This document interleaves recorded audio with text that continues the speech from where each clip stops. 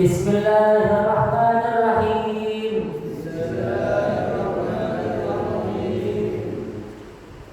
Qala Rasulullah sallallahu alaihi wasallam,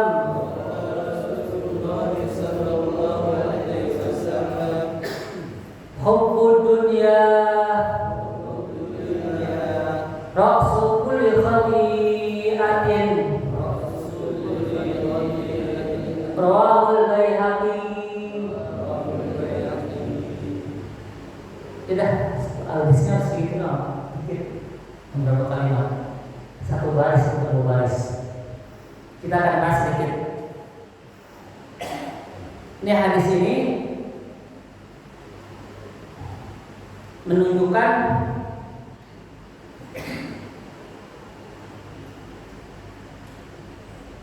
tidak dibolehkannya cinta dunia, karena kata Rasulullah, cinta dunia itu sumber pangkal daripada semua kesalahan. Dunia masih dunia, kok nggak boleh ya cinta dunia? Nah, dunia ada beberapa makna dunia. Kata Rasulullah, yang dimaksud dunia ini bukan berarti kita nggak boleh nyari dunia, nggak boleh nyari duit, nggak boleh punya harta, nggak boleh punya kerja. Bukan. Dunia yang dimaksud ini adalah segala sesuatu yang melalaikan kita dari Allah. Jadi kalau kita punya dunia nih, kita lalai sama Allah. Misal kerjaan kan dunia, kita kerjakan itu dunia. Kalau kerjaan kita melalaikan kita dari Allah, ninggalin sholat, ninggalin puasa, itu berarti dunia kita, dunia yang dicela, yang dimaksud ini adalah dunia yang dilaknat. Artinya cinta sama kerjaan engkau itu berarti pangkal sumber kesalahan. Misalnya lagi, kita punya HP. HP itu dunia. Cinta sama dunia boleh gak? Misalnya kita punya HP, kita dalam HP. Kalau HP kita pakai dengan kebaikan, kita buka nasihat, kita buka Quran, kita buka hadis, kita buka aplikasi Quran, hadis, atau nonton YouTube yang membuat ilmu kita nambah, iman kita kuat. Berarti itu HP dunia kita yang boleh kita pakai, yang Allah ridho. Tapi kalau kita punya HP nih, yang kita buat tontonan adu domba, kita nge-share sesuatu yang dilarang, bahkan kita nonton yang Allah ridho, berarti dunia kita tuh HP kita dunia yang dilarang, bahkan dicela sama Allah. Karena orang punya dunia yang dilarang. Sebagaimana para Nabi Sulaiman paling kaya. Nabi Sulaiman itu nabi paling kaya di dunia. Bahkan sebelum Nabi Sulaiman dan setelah Nabi Sulaiman tidak ada lagi nabi yang kaya seperti Nabi Sulaiman. Boleh ya? Boleh jadi orang kaya. Kan dunia, harta benda, tahta, jabatan itu dunia, betul dunia. Tapi Nabi Sulaiman dikasih dunia, tidak melalaikan dia dari Allah, bahkan dia tambah taat sama Allah. Kita jadi presiden boleh gak? Presiden kan dunia, pemimpin dunia, boleh. Yang dilarang dunia kita, harta kita, jabatan kita, pangkat kita, kekayaan kita melalaikan kita dari Allah. Itu yang dilarang. Bahkan Nabi Ibrahim berdoa, Allahumma wala tuzini yawma yub'atsun yawma la yanfa'u malun wala banun illa man atallaha biqalbin salim. Ya Allah, jangan hinakan aku ya Allah. Nanti di hari kiamat, hari yang tidak ada artinya lagi, tidak ada gunanya lagi, harta dan juga keturunan, kecuali orang-orang yang datang kepadamu dengan hati yang bersih, hati yang selamat. Ternyata hati yang selamat itu hati yang gak cinta sama dunia.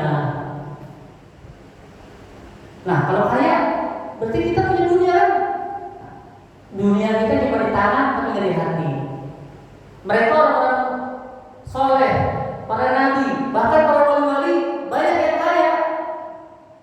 Sayyidina Syekh Abdul Salim, Sayyidina Syekh Abdul Qadir Jailani, mereka kaya-kaya, tapi jadi wali. Kenapa? Dunia mereka cuma ada di tangan, nggak ada di hati. Seandainya dunia mereka hilang, nggak berpengaruh apa-apa, karena mereka nggak cinta sama dunia.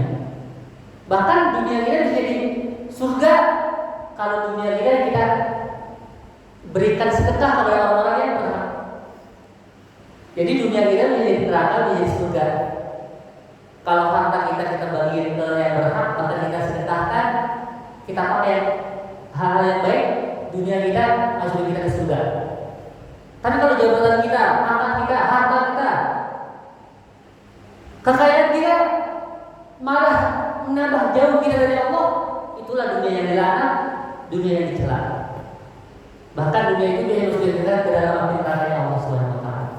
Jadi nggak dilarang ya, punya dunia itu nggak dilarang, punya harta nggak dilarang, kerja dan duit nggak dilarang. Yang dilarang cinta. Cinta maksudnya apa? Ambisi, tergila-gila, selalu cita-citanya dunia, itulah yang dicela. Berambisi, tergila-gila, mengumpulkan harta, sampai lupa akhirat. Ini dia yang dicela, yang nggak boleh, cinta dunia. Tapi kalau dunia kita taruh di tangan kita, bukan di hati kita, dunia kita cuma sekedar jalan kita, sarana untuk akhirat, itu dibolehkan.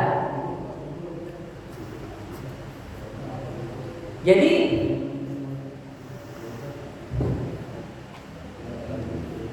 yang dimaksud dunia itu adalah sesuatu yang melalaikan kita dari Allah.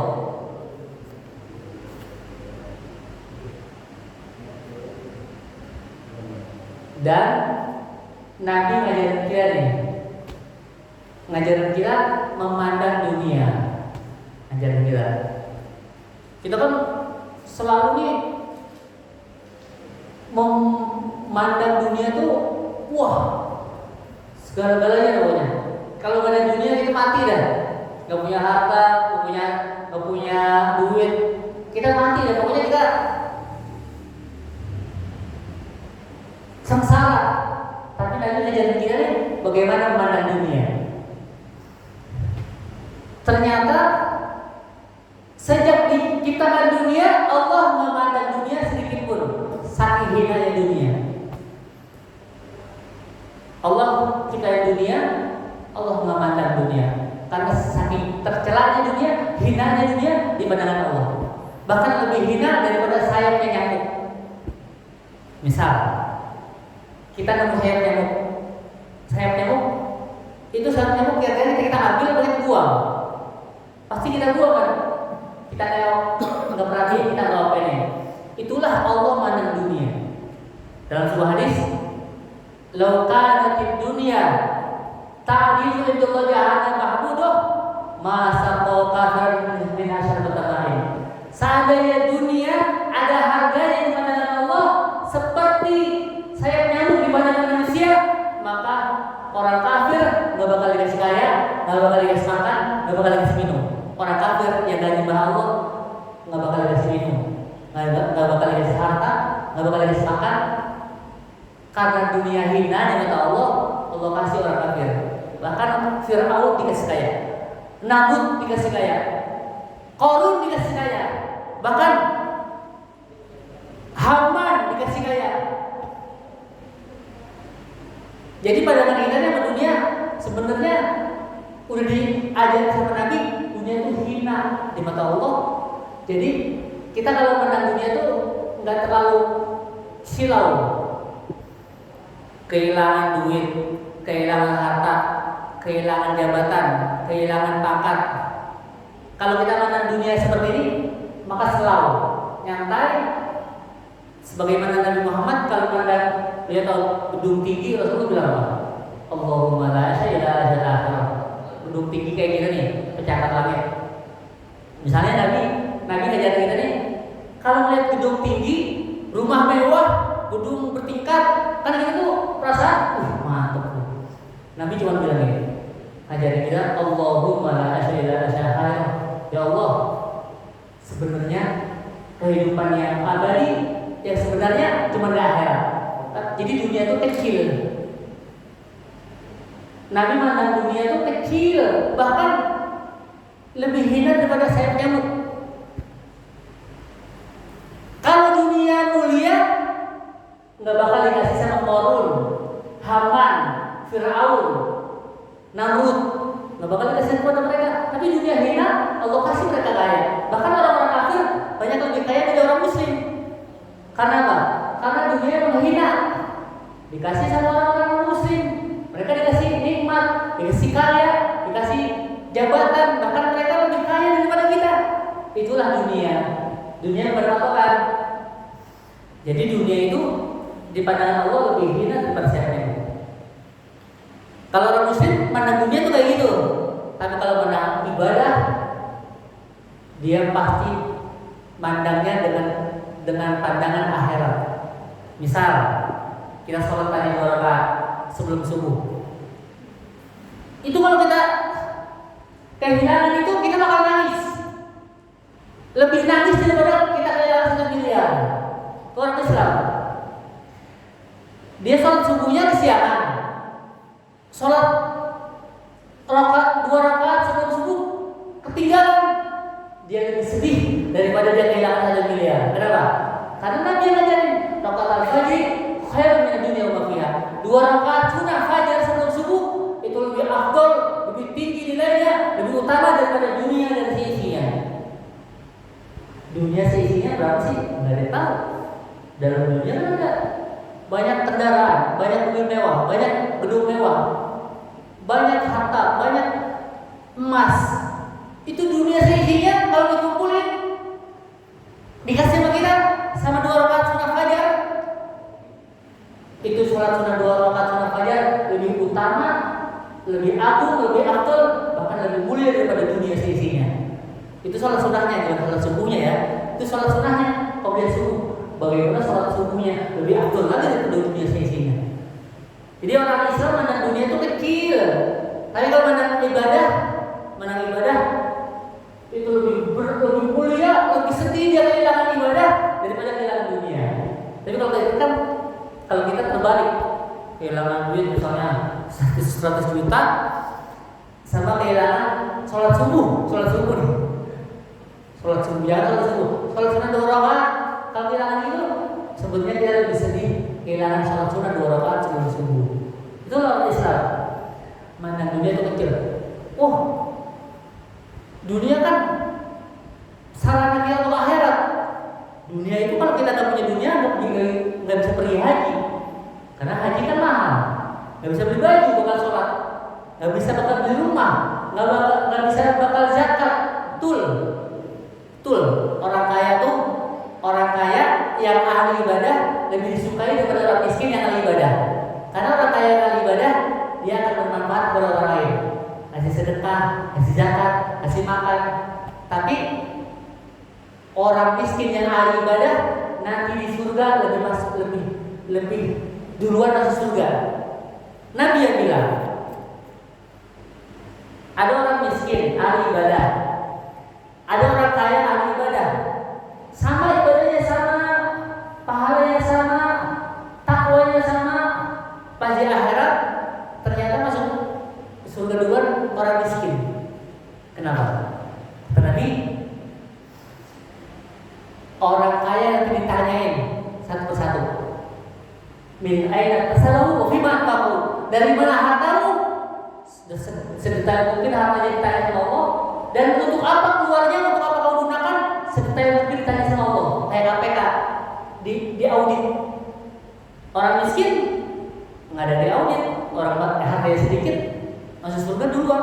Tapi kalau orang kaya masuk surga belakangan karena hartanya akan diaudit, diperiksa dari mana kau dapatkan dan untuk apa kau keluarkan.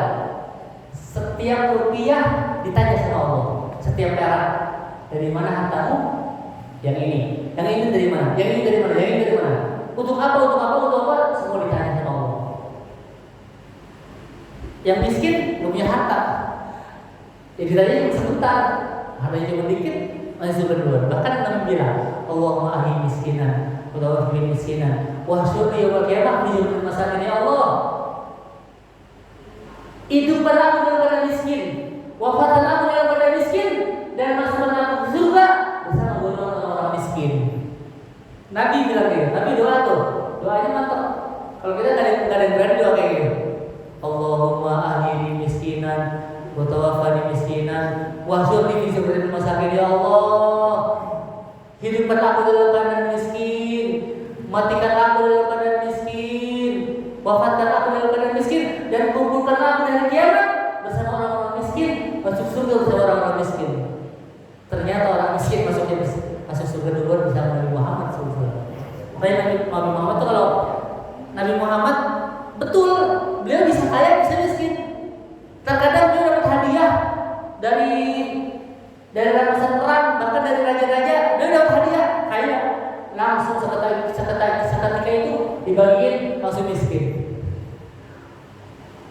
Pernah Nabi sholat dicepetin sholatnya. Habis sholat zikirnya dicepetin langsung pulang. Sahabat bertanya, ya Rasulullah, kenapa kok tumben cepet banget kok zikir langsung pulang? Kata Nabi bilang, tadi aku habis sholat ingat ada emas di lemariku, aku lupa itu emas dulu aku bagiin kepada fakir miskin, maka aku bergegas, aku keluarkan emas itu, aku langsung bagiin orang miskin, jadi harta aku berkurang. Jadi Nabi Muhammad tuh gak mau nyimpen harta. Berapa banyak harta Nabi Muhammad? Kalau dalam rumahnya ada harta, Nabi Muhammad pusing. Ya Allah, mau kemana nih? Harta saya mau dibagi kemana nih? Pas tadi sholat baru ingat, itu harta langsung diambil, langsung dibagi orang miskin. Udah miskin lagi. Nabi Muhammad cepat miskin. Beliau kalau mau kaya, Allah langsung bilang, ya Rasulullah, itu gunung emas, gunung Uhud akan jadi emas kalau kau mau. Kalau kau pengen jadi orang kaya, itu gunung Uhud kata Allah akan dijadikan emas untukmu. Fa'abah, Nabi langsung nolak, ya Allah, jangan ya Allah, lebih baik aku lapar. Sehari apa? Sehari makan. Sehari makan. Nabi itu mendingan lapar katanya. Mendingan aku lapar-laparan daripada jadi orang kaya. Kenapa? Ngajarin kita bagaimana kita nyikapi dunia. Dunia tuh biasa-biasa aja. Jadi Nabi Muhammad ngajarin kita jangan terambisi dengan dunia. Bahkan Nabi 2 bulan berturut-turut pernah nggak masak saking gak ada makanan di rumahnya, nggak ngumpul. Itu api di dapurnya nggak ngumpul sama sekali karena beliau nggak ada sesuatu yang bisa dimasak. Saking Rasulullah warok dan tidak mau dalam gaya dunia. Tapi kalau kita jangan terlalu begitu. Ya harta kita cari, tapi jangan kita lalaikan, jangan melalaikan kita dari Allah. Itu yang pertama. Dunia di pandangan Allah lebih hina daripada sayap nyamuk. Makanya Allah kasih dunia kepada orang yang kafir, Allah kasih dunia kepada orang-orang yang maksiat, Allah kasih dunia kepada orang-orang yang taat. Terserah Allah yang kasih. Terkadang Allah kasih dunia kepada orang-orang yang soleh untuk dipakai untuk kebaikan. Terkadang Allah kasih dunia kepada orang-orang yang ahli maksiat untuk menguji mereka sejauh mana mereka lalai dengan harta mereka. Kemudian dunia itu sebenarnya dilaknat. Kata Rasulullah, "Ad-dunya mal'unah." Dunia ini semuanya dilaknat sama Allah kecuali zikrullah, kecuali dunia itu yang tidak melalaikan zikir dari Allah. Kita tetap zikir, ingat sama Allah, jalan perintah Allah, itu dunia yang dilaknat. Tapi dunia semua dilaknat kecuali dunia yang tidak melalaikan zikir dari Allah.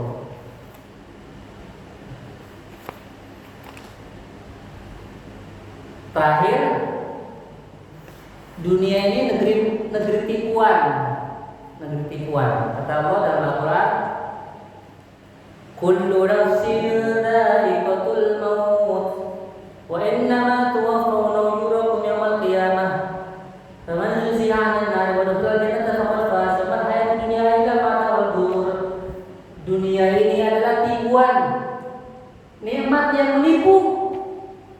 Setiap kalian pasti akan merasakan kematian. Dan semua ganjaran dan balasan akan disempurnakan di akhirat. Barang siapa yang diselamatkan oleh Allah dari neraka masuk surga, itulah mereka orang yang mulia, orang yang sukses, orang yang menang, orang yang beruntung. Wamal hayatud dunya illa mata'ul ghurur. Dan dunia ini adalah kenikmatan yang menipu. Banyak orang tertipu dengan dunia karena mereka cinta dengan dunia dan lalai dari perintah Allah. Itulah dunia. Dunia itu tempat kita berpijak sebelum kematian di dunia ini. Dan segala harta benda, segala kesibukan itu dunia. Semua dicela sama Allah kecuali orang-orang yang tetap menjalankan perintah Allah, tetap dia ingat sama Allah, tidak lalai dari Allah Subhanahu wa taala. Innallaha yu'ti dunya liman yurid wa man la yurid. Ad-dunya dan liman darolah. Dunia itu dikasih sama Allah bagi orang yang soleh, bagi orang yang taat, bagi orang yang maksiat, bagi orang kafir, dikasih dunia. Tapi kalau akhirat, khusus surganya Allah hanya orang-orang beriman. Mereka yang mendapatkan kenikmatan akhirat, dan surga cuma orang-orang beriman, orang-orang yang dipilih sama Allah. Mereka lah orang yang dikasih nikmat akhirat.